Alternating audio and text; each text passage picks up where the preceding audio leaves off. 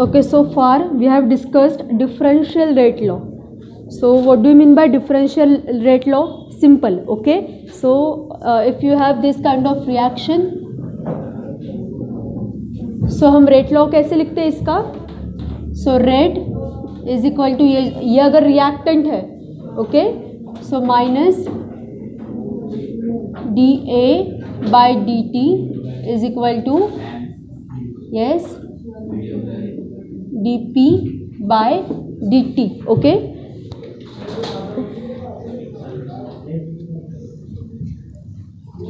so in this way we write differential rate law. Okay, so अब यहाँ पे आओ, अगर यहाँ पे आपका एक ये आपकी पूरी स्टोरी है फॉर एग्जांपल, राइट, तो इस कंप्लीट स्टोरी में हम लोग क्या करते हैं, एक पार्ट सिलेक्ट करते हैं, राइट, एक पार्ट सिलेक्ट करके उसका स्टडी करते हैं और उसको हम क्या बोलते हैं, अगर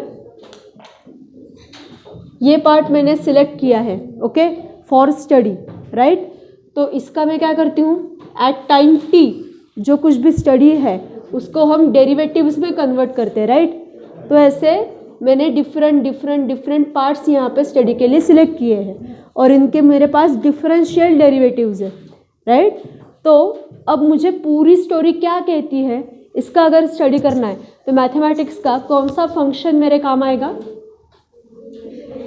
राइट, इंटीग्रेशन। तो इंटीग्रेशन में क्या करते हैं, जो अलग अलग डेरिवेटिव्स है उनका हम कंबाइंड स्टडी करते हैं, राइट, और वहाँ पे हम लोग एक हमारे लिए लेवल डिसाइड करते हैं कि यहाँ से यहाँ तक मेरा स्टडी चलेगा। सो अगर मैंने यहाँ से स्टार्ट किया और मेरा स्टडी जाके यहाँ पे ख़त्म हुआ फॉर दिस पर्टिकुलर टाइम, तो ये मेरे दो यहाँ पे लिमिट्स है, राइट, यही तो होता है ना मैथमेटिकल ऑपरेशंस में। तो अब यहाँ पे डिफरेंशियल रेट लॉ हमने स्टडी किया है, डिफरेंशियल रेट लॉ कैसे लिखते हैं हमें पता है। Now we are interested in writing what, integrated rate law. तो यही इक्वेशन जो है ये स्टडी के लिए लेते हैं, राइट। सो क्या है, ए नाम का कोई तो रिएक्टेंट है, उसमें से आपको एक प्रोडक्ट पी मिल रहा है, ओके। सो हम यहाँ पे डिफरेंशियल रेट लॉ हमने यहाँ पे लिखा है, ओके। तो यहाँ पे रिएक्टेंट कितने हैं रिएक्शन में, एक ही है, ओके। तो ये एक ही रिएक्टेंट डिसाइड करेगा कि मेरे रिएक्शन का रेट क्या होगा। सो मैं इस इक्वेशन को कुछ ऐसा लिख सकती हूँ, minus G A by D T, okay, and is equal to, अब ये जो मेरा रिएक्शन का जो रेट है ये किस पे डिपेंडेंट है, ये जो रेट है ये प्रोपोर्शनल है कॉन्सेंट्रेशन ऑफ ए को, राइट। ए का कॉन्सेंट्रेशन कम ज़्यादा हो गया तो रेट अल्टर होने वाला है, यही मीनिंग है ना। तो ये प्रोपोर्शनलिटी की साइन अगर मुझे रिमूव करनी है तो वहाँ पे मैं क्या डालूंगी, constant and then concentration of A. यहाँ तक समझ में आया क्या किया, राइट। तो इसको ज़रा थोड़ा सा रीअरेंज कर सकते हैं। सो यहाँ पे ये के क्या है, के इज इक्विलिब्रियम कांस्टेंट और रेट कांस्टेंट बोलते हैं इसको। So where your K is rate constant, okay, and concentration of A ये क्या है, this is the concentration of reactant A at particular time T, okay. ऐसा लिखना पड़ता है, हमें लगता है कि चलो ये तो इजी है, ये लिखने की ज़रूरत नहीं है, ओके, पर ये ऐसा लिखना पड़ता है, ओके। अब यहाँ पे इस इक्वेशन को थोड़ा सा हम लोग रीअरेंज कर सकते हैं। So we will solve this for D A by D T is equal to minus K D T, ऐसा कर सकते हैं, राइट, ओके। अब यहाँ पे हमारे पास दो कॉन्सेंट्रेशंस हो सकते हैं, राइट, A0 एंड AT, ऐसा हम उसको बोलेंगे, ठीक है। सो यहाँ पे हम लोग कंसिडरेशन करेंगे कि let A0 is the concentration of reactant, okay, this is the concentration of your reactant A at time 0 मतलब इनिशियल कॉन्सेंट्रेशन, इसको आप बोल सकते हो this is your initial concentration. Okay, ये रहा आपका फर्स्ट अजम्पशन। सेकंड अजम्पशन क्या है, 8T करेंगे। 8T क्या है, ये repeat, concentration of reactant A at time T and this is your what, final concentration. Okay, so अब यहाँ पे अगर मैंने ये लिमिट यहाँ पे सिलेक्ट किया है तो मेरा स्टडी कहाँ से होने वाला है कि ये 0 पॉइंट है मेरा एक। ओके, इस 0 से लेके इस टाइम T तक क्या जर्नी होती है, ये मेरा यहाँ पे स्टडी चल रहा है। ये समझ में आ गया। और ऐसा मत समझो कि पूरे रिएक्शन में इतना ही हमने पार्ट सिलेक्ट करके रखा है, ये हमने एक पर्टिकुलर स्टडी के लिए किया है। ऐसे A0 एंड AT ऐसे नंबर ऑफ टाइम्स करते हैं हम लोग, और फिर ये सारा सॉफ्टवेयर में इकट्ठा होता है और हमें इंटीग्रेटेड इक्वेशन मिलती है, राइट। ये हम मैन्युअली अगर करने जाए तो बहुत डिफिकल्ट होता है ये काम। ओके, तो ये सॉफ्टवेयर करता है हमारे लिए। ओके, तो चलो, सो अब हम इसको थोड़ा सा ऐसे लिख सकते हैं, इन this way you can write कि ए का कॉन्सेंट्रेशन जो है ये होता है A0। देखो, ए का कॉन्सेंट्रेशन है ये होता है A0 at T is equal to 0, right. And A का कॉन्सेंट्रेशन होता है 8T एट, जब टाइम जो है ये T बन जाता है, राइट। समझ में आया ये क्या किया हम लोगों ने, ये बात सबको समझ में आई क्या? ओके, किसको नहीं समझा, ये इजी है। कॉन्सेंट्रेशन ऑफ A0 बन जाता है जब टाइम आपका 0 होता है। ओके, और जब A का कॉन्सेंट्रेशन T बन जाता है तब टाइम भी T होता है। समझ में आया? सर ये T क्या है, ये कौन सा, तो आफ्टर 1 आवर 2 आवर ऐसा कुछ तो होगा वो। ओके, सो ये कंसिडरेशन है सिर्फ। सो अब यहाँ पे हमें स्टडी क्या करना है, 0 टाइम से लेके ये जो T टाइम है ना तब तक क्या होता है इसका हमें स्टडी करना। तो इंटीग्रेशन डाल सकते हैं हम लोग, तो डालो। सो इंटीग्रेशन की साइन डाली हम लोगों ने।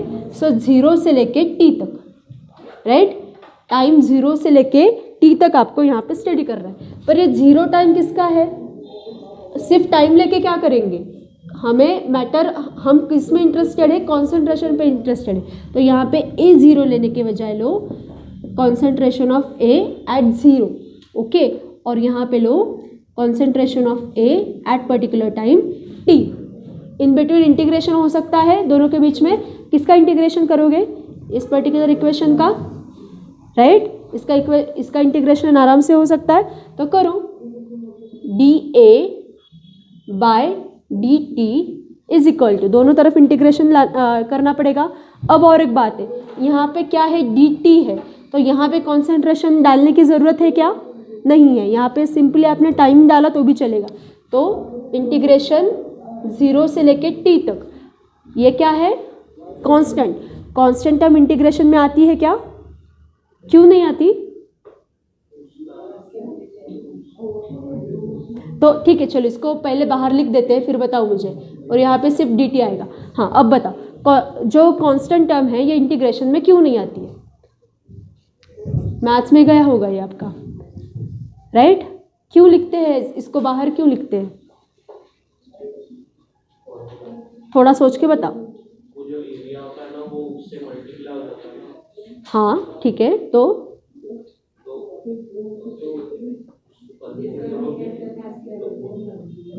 जिस पे, अच्छा, कांस्टेंट से वैल्यू चेंज कैसे होगी? पर कांस्टेंट, अब देखो ना, रेडबर्ग्स कांस्टेंट वैल्यू डिसाइडेड है, R gas constant value decided है, तो उसको भी इंटीग्रेट करते हैं ना। तो देखो यहाँ पे कांस्टेंट तो आर मल्टीप्लाई तो हो ही रहा है ना। ओके, तो एक का इंटीग्रेशन किया, एक का नहीं किया, ऐसा कैसे चलता है? एकदम इजी आंसर है इसका, एकदम इजी, फालतू आंसर है इसका। हाँ एग्जैक्टली, अरे इंटीग्रेशन में क्या लिखा है यहाँ पे, कहाँ गया, 0 से लेकर T तक, चेंज है ना, एक जर्नी हम यहाँ पे प्लान कर रहे हैं, ये पाथ होता है आपका इंटीग्रेशन मतलब। तो कांस्टेंट तो उसको इसके लिए बोलते हैं कि वो चेंज नहीं होता है। तो यहाँ पे वो अनचेंज्ड क्वांटिटी है। ये अगर यहाँ पे देखेंगे आप तो ये यहाँ पे वेरिएबल है।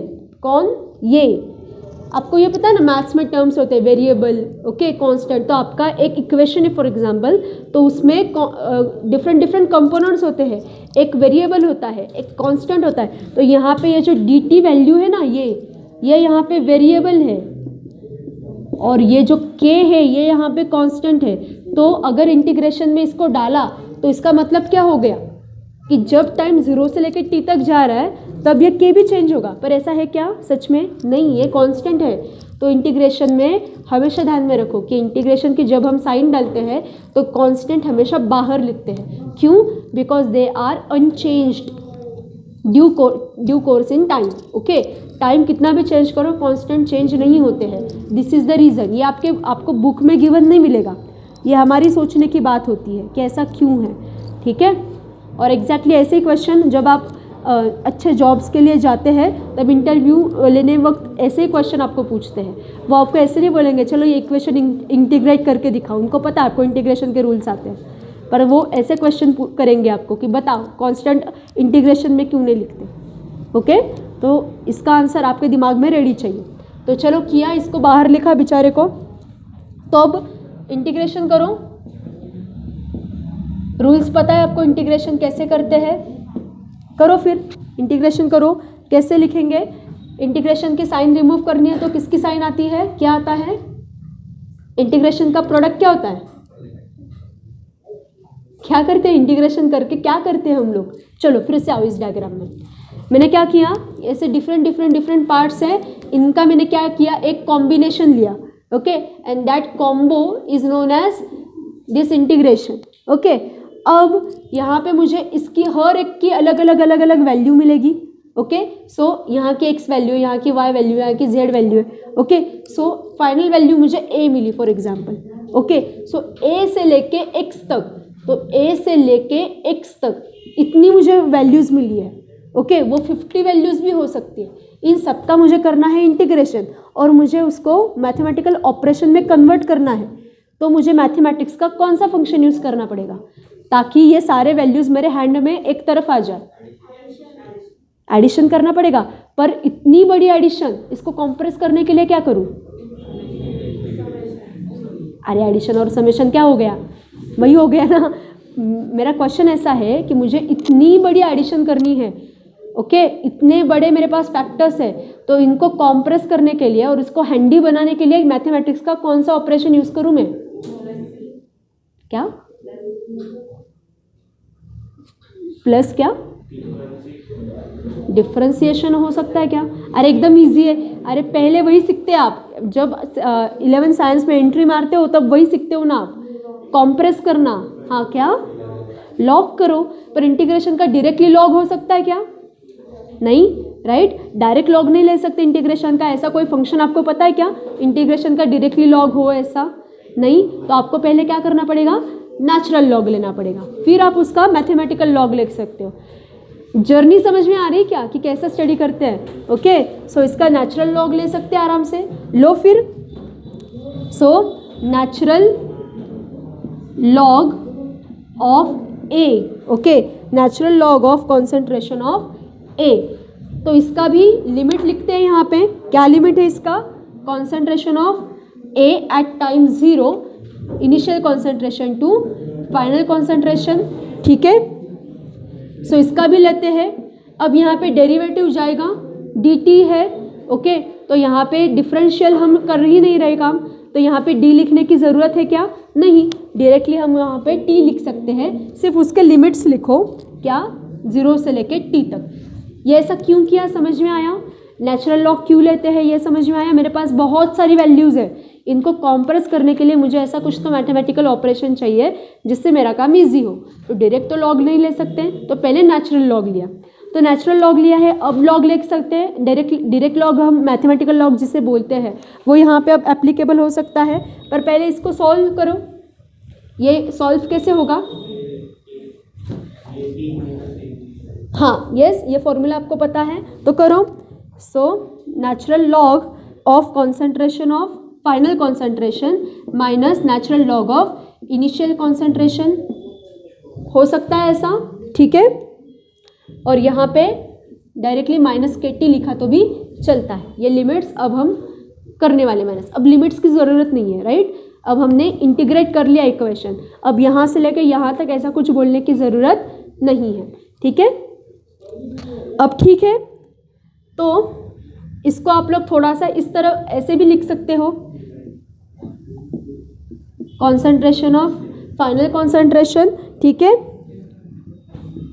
अगर मैंने ये जो मेरा नेचुरल लॉग है ये मैंने अगर कॉमन लिया तो इस तरह से भी लिख सकते हैं। ये एकदम सिंपल फॉर्मूले है, आपको पता है ये मुझे बताने की ज़रूरत नहीं है, ठीक है। राइट है यहाँ तक, सब लोग एग्री करते हैं यहाँ तक, ठीक है। सो अब इसको डायरेक्टली लॉग में, लॉग टू द बेस 10 में कन्वर्ट कर सकते हैं। क्या वैल्यू है नेचुरल इसकी लॉग की? हाँ, तो अगर मुझे लॉग में कन्वर्ट करना है तो मुझे उसको 2.303 से मल्टीप्लाई करना पड़ेगा, तो करो। यहाँ पे क्या करना है, देखो ये जो वैल्यू है, सबसे पहले इसको ज़रा रीअरेंज करो। ये वैल्यू मुझे K के लिए चाहिए, राइट। किसके लिए चाहिए? K के लिए, ठीक है। सो K के लिए इसको रीअरेंज कर सकते हैं, राइट। कैसे कैसे कर सकते हैं? K is equal to 1/T, right आता है क्या? देखो K is equal to 1/T natural log of initial concentration to the final concentration. सिर्फ रीअरेंजमेंट किया है, राइट आता है क्या? देखो, ओके। अब introducing log to the base 10, ठीक है। So K is equal to 2.303 upon T log of concentration of A0 to 8T to the base 10, okay. ये सबका आ गया, okay. So this is your integrated rate law equation. ये है आपकी integrated rate law equation. क्या किया हमने? सिर्फ सिंपली इंटीग्रेशन किया है, बहुत ज़्यादा ऐसे डिफरेंट रूल्स अप्लाई हमने यहाँ पे नहीं किए हैं, ओके। बस बाकी का आप इसको एक्सपोनेंशियल्स में भी कन्वर्ट कर सकते हैं, पर वो इतना करने की ज़रूरत नहीं, बुक में करके दिया है पर ये आपको पूछते नहीं है। एक फाइनल सिर्फ एक्सप्रेशन ध्यान में रखो इसका, क्या कि 80/A0 is equal to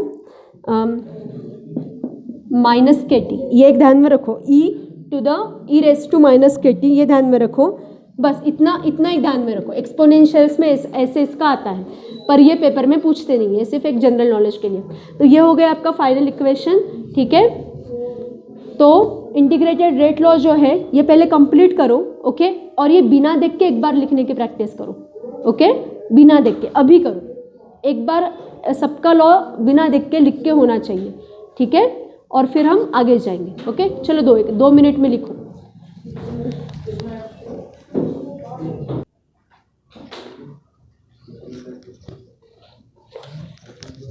Okay, so if we have our integrated rate law, okay, what is that?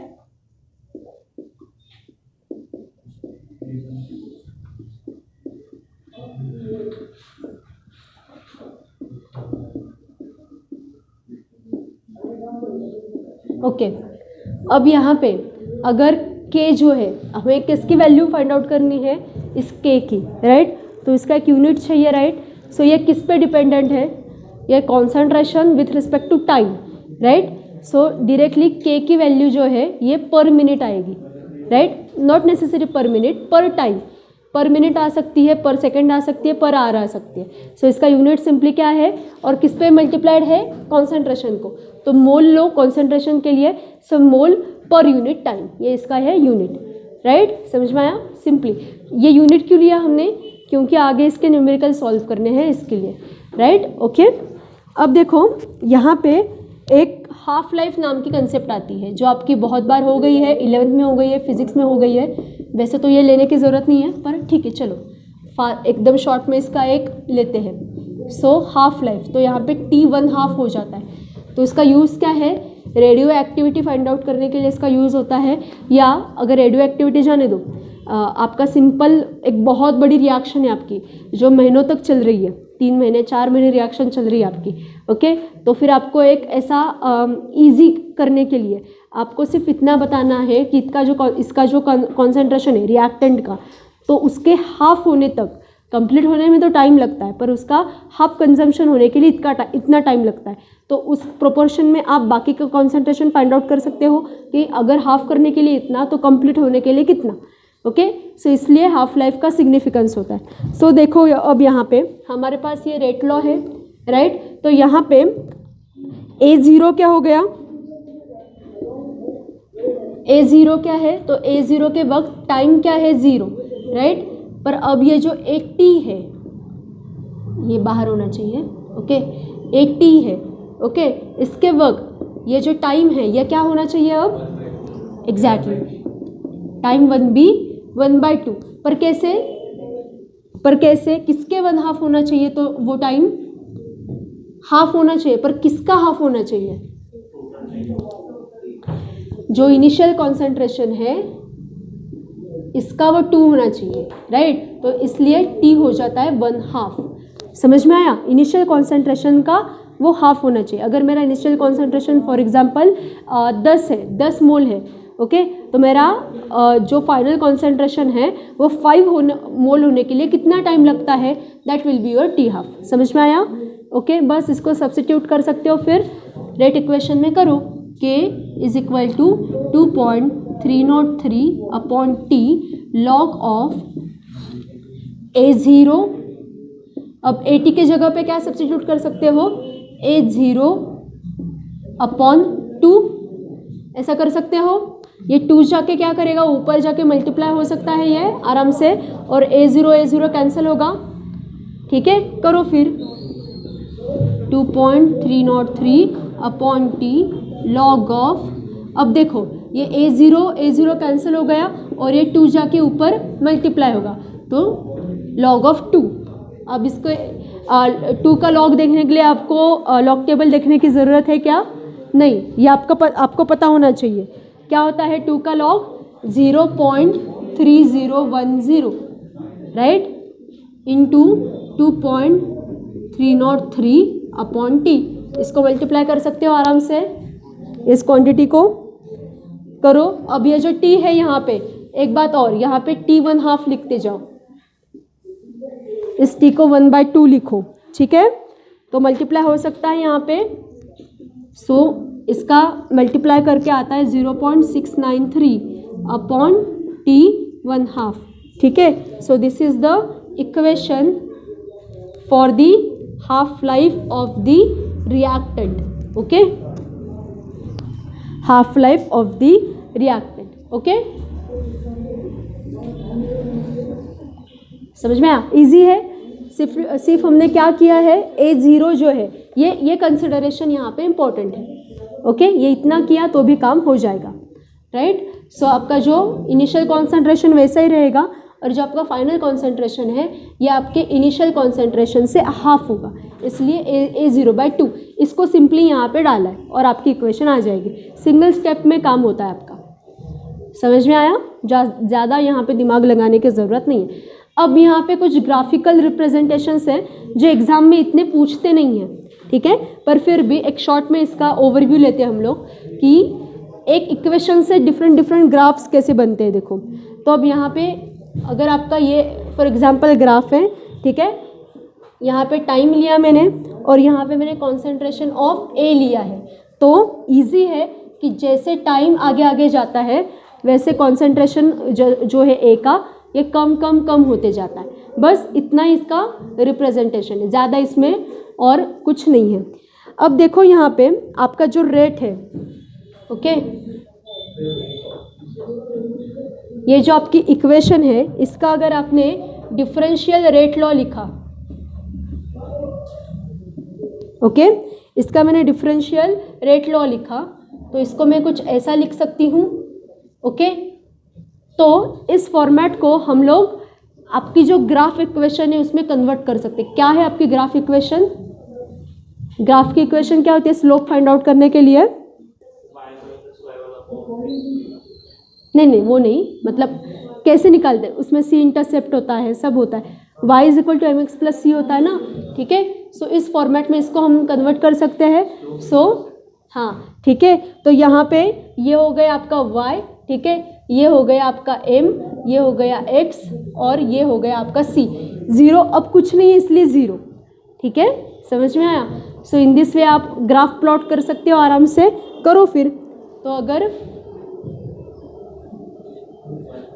ये मेरा ग्राफ है, ठीक है, सो यहाँ पे मेरा रेट आएगा, ठीक है, और यहाँ पे मेरा इनिशियल कॉन्सेंट्रेशन आएगा, इनिशियल कॉन्सेंट्रेशन, ठीक है।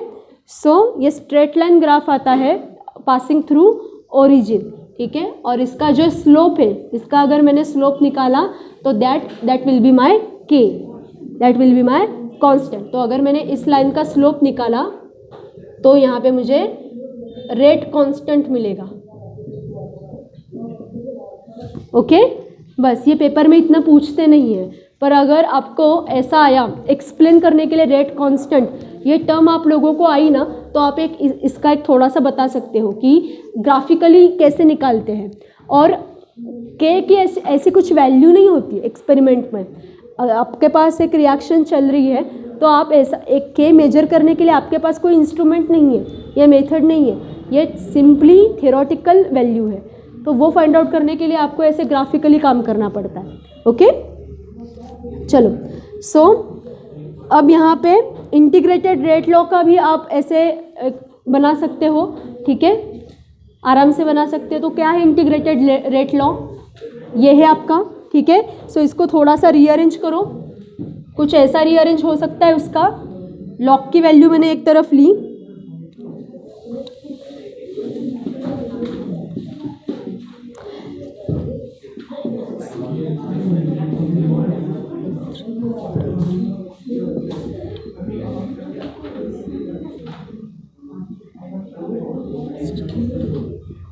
देखो मैंने इंटीग्रेटेड रेट लॉ को कुछ ऐसा रीअरेंज किया है। ऐसा कर सकती हूँ मैं, एक बार देखो, वो जो रेट लॉ है उसको मैंने कुछ ऐसा रीअरेंज किया है, राइट। तो इसको कन्वर्जन हो सकता है इसको बोला मैंने y, ये हो गया आपका m, ओके। देन यहाँ पे हो गया आपका ये x क्वांटिटी, के t है ना x, और ये पूरी हो गई c, ठीक है। हो सकता है ऐसा, रेट लॉ को सिर्फ रीअरेंज किया है। तो इसका ग्राफ प्लॉट कर सकते हैं हम लोग। तो ग्राफ कुछ ऐसा आएगा, ठीक है। सो यहाँ पे ये मैंने एक्स एक्सिस पे लिया है, सॉरी वाई एक्सिस पे लिया है, ठीक है। और यहाँ पे मेरा है टाइम, ओके। तो जैसे टाइम आगे जाता है वैसे आपको यहाँ पे ये दिखने को मिलेगा, राइट। तो इसका अगर मैंने स्लोप लिया तो ये क्या आएगा, इसका अगर मैंने स्लोप फाइंड आउट किया तो स्लोप की वैल्यू क्या होगी यहाँ पे, -k/2.303। ये जो वैल्यू है ये मुझे यहाँ पे मिलेगी, ठीक है, अलग फॉर्मेट में, बाकी कुछ नहीं।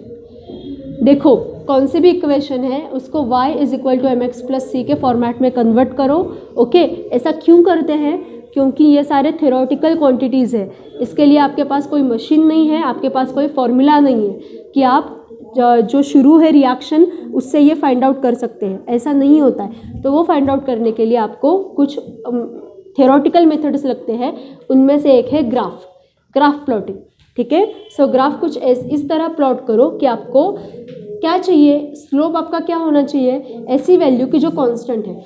ग्राफ इक्वेशन में स्लोप क्या होता है, हमेशा क्या लेते हैं, कैसे डिज़ाइन करते हैं इक्वेशन कि स्लोप डायरेक्टली यहाँ से आना चाहिए कोऑर्डिनेट्स से, तो वो slope most of the times constant quantity होती है। समझ में आया, ठीक है। और उसका जो मल्टीप्लिकेशन है, डायरेक्ट मल्टीपल जो होता है उसका, वो x आता है। सो इस तरह से ग्राफ इक्वेशन रीअरेंज की जाती है और डिज़ाइन की जाती है। यहाँ तक समझ में आ गया? ठीक है, तो यहाँ पे फर्स्ट ऑर्डर रिएक्शन के कुछ एग्जांपल्स हैं। ओके, ये आराम से आप लोग देख सकते हो। ओके, अब ये होने के बाद, ये जो सारा पार्ट है, ये होने के बाद आपकी जो इंटीग्रेटेड रेट लॉ है आपका, ये गैसियस फेज के रिएक्टेंट्स में कैसे काम करता है, ये हमें स्टडी करना है। क्या स्टडी करना है? गैसियस फेज के जो रिएक्टेंट्स हैं उनमें ये जो आपका रेट लॉ है ये कैसे काम करता है। सो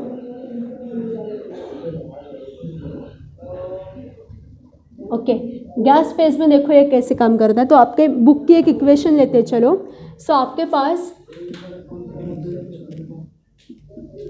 ये एक जनरल इक्वेशन है, ध्यान दो, आप इसमें ध्यान दो, इस पर एक जनरल इक्वेशन है आपके पास, और तीनों के तीनों जो है ये गैसियस फेज में है। ये भी गैस है, ये भी गैस है, और ये भी गैस है।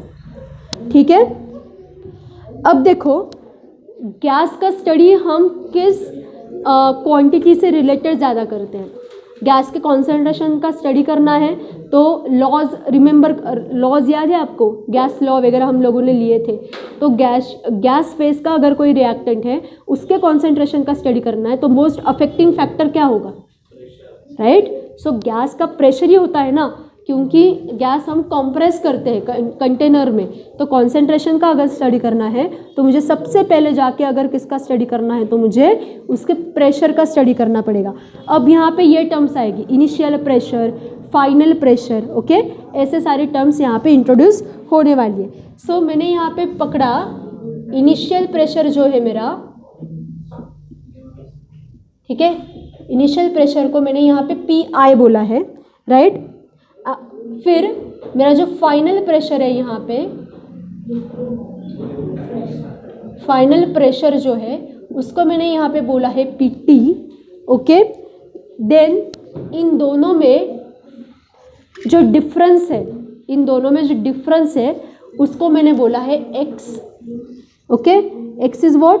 X is the pressure difference, pressure difference. और ये प्रेशर डिफरेंस कब मिल रहा है मुझे? After particular time T। समझ में आया मेरे कंसिडरेशंस क्या है? ओके, यहाँ तक समझ में आया? अब आगे, ठीक है, अब मुझे कैलकुलेट करना है pressure of reactant A।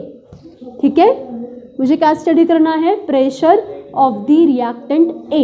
Okay, अब ये A का अगर मुझे स्टडी करना है उसको मैं बोलूँगी PA, प्रेशर ऑफ A। तो इस इंडिविजुअल अकेले का प्रेशर क्या है ये अगर मुझे स्टडी करना है तो मुझे क्या करना पड़ेगा यहाँ पे कि जितना भी मेरा इनिशियल प्रेशर है उसमें से ये जो प्रेशर डिफरेंस है इसको माइनस करना पड़ेगा, फिर मुझे अकेले का प्रेशर मिलेगा। ओके, फिर से initial pressure minus total pressure difference, ये ऐसा मुझे करना पड़ेगा। क्या किया यहाँ तक समझ में आया? तो मुझे अकेले का मिलेगा ना प्रेशर। प्रेशर डिफरेंस कैसे क्रिएट होता है? ये X क्या है? X क्या है? Final pressure minus initial pressure, that is X। तो ये डिफरेंस मुझे इनिशियल प्रेशर से माइनस करना पड़ेगा, जो भी डिफरेंस आ रहा है वो, तो मुझे अकेले A का प्रेशर मिल जाएगा। ठीक है, so in this way pressure of products B, okay, and pressure of products C। Okay, ये कितने प्रेशर एग्जर्ट कर रहे हैं ये कैसे पता चलेगा? रिएक्टेंट से जो बढ़े हैं या कम हुए हैं दैट पर्टिकुलर वैल्यू, तो वो वैल्यू क्या है? That is simply X। Okay, ये यहाँ पे समझ में आया? अकेले मुझे प्रोडक्ट का अगर प्रेशर फाइंड आउट करना है तो डिफरेंस फाइंड आउट करो ना, वही तो होता है कॉन्सेंट्रेशन का डिफरेंस जो होता है वो। तो यहाँ पे कॉन्सेंट्रेशन की बात नहीं कर रहे हैं, यहाँ पे प्रेशर की बात चल रही है। समझ में आया क्यों प्रेशर की बात चल रही है? क्योंकि गैसेस का स्टडी चल रहा है, इसलिए मेरे रिएक्टेंट्स और मेरे प्रोडक्ट्स गैसियस फेज में है इसलिए। ओके, तो अगर मुझे पूरे रिएक्शन में कितना प्रेशर एग्जर्ट हो रहा है, so total pressure at time T अगर मुझे कैलकुलेट करना है, टोटल प्रेशर जितना भी प्रेशर पूरे रिएक्शन में इन्वॉल्व है तो मुझे क्या करना पड़ेगा, ये सारे जो प्रेशर इनकी सम लेनी पड़ेगी। तो लेते हैं ना, क्या प्रॉब्लम है। तो पहले मैंने इसका लिया PI माइनस एक्स, ठीक है, प्लस इन दोनों के अलग से x और x, ठीक है।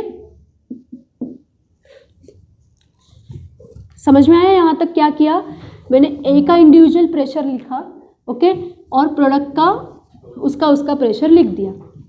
यहाँ तक क्लियर है, सब लोग मेरे साथ आए क्या यहाँ तक, ठीक है।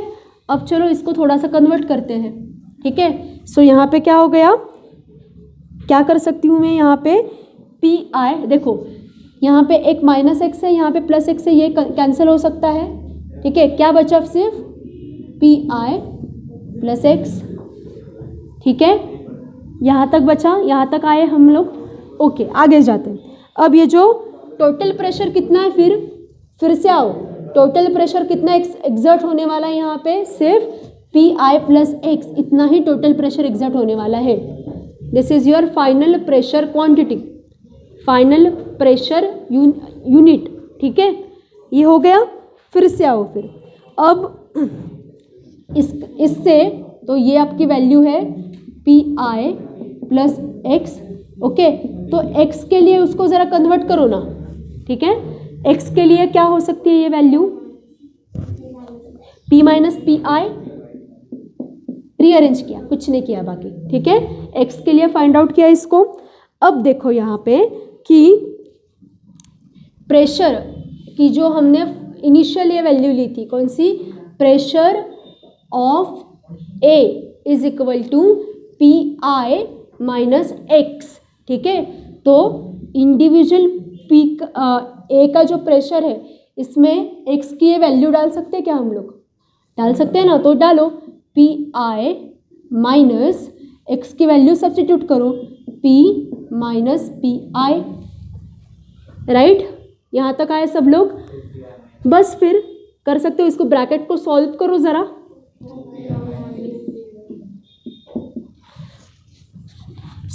अब ये जो A की वैल्यू है, इसको सिंपली आप लोग ऐसे लिख सकते हैं, ओके, सिर्फ सॉल्व किया, बाकी कुछ नहीं किया है, ओके। और फिर इंटीग्रेटेड रेट लॉ जो है अपना, ये फिर से एक बार लिखते हैं।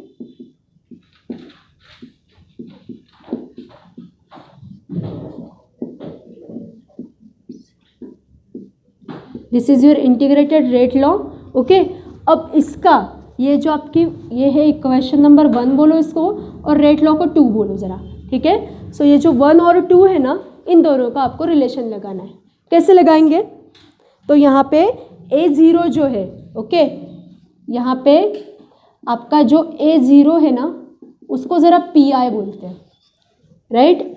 और आपका जो AT है ना, उसको फाइनल प्रेशर बोलते हैं, ठीक है। यही होता है ना, कॉन्सेंट्रेशन का हमने यहाँ पे प्रेशर से रिलेशन लगाया है। तो नॉर्मल केस में हम कॉन्सेंट्रेशन बोलते हैं, गैसियस फेज है इसलिए हम लोग उसको प्रेशर के टर्म में बोल रहे हैं, ठीक है। सो अब ये जो 80 है, ये किसका कॉन्सेंट्रेशन है, किसके with respect to which quantity, ये सारा स्टडी चल रहा है, रिएक्टेंट। तो इसको यहाँ पे बोलते हैं T, नहीं मतलब ठीक है T, इसको बोलते हैं A, ओके, इसको बोलेंगे A। किसको क्या बोला ये समझ में आ गया, ओके। तो चलो ये इक्वेशन रीअरेंज हो सकती है, करो फिर ये इक्वेशन रीअरेंज करो। So K is equal to 2.303 upon T log of A0 की वैल्यू क्या बोली है, PI लिख दो, और AT की वैल्यू क्या बोली है, PA, मतलब ये वैल्यू, ठीक है। सो 2PI माइनस P, ओके, ऐसा हो सकता है। So what is P here, P is the total pressure exerted by the system. और यहाँ पे ये जो पर्टिकुलर वैल्यू है, ये जो इक्वेशन है, ये आपकी हो गई integrated rate law for the reactants which are in gaseous phase. आए सब लोग यहाँ तक मेरे साथ, चलो एक बार इसको लिखो अच्छे से, एक बार बिना देख के लिखो, ओके।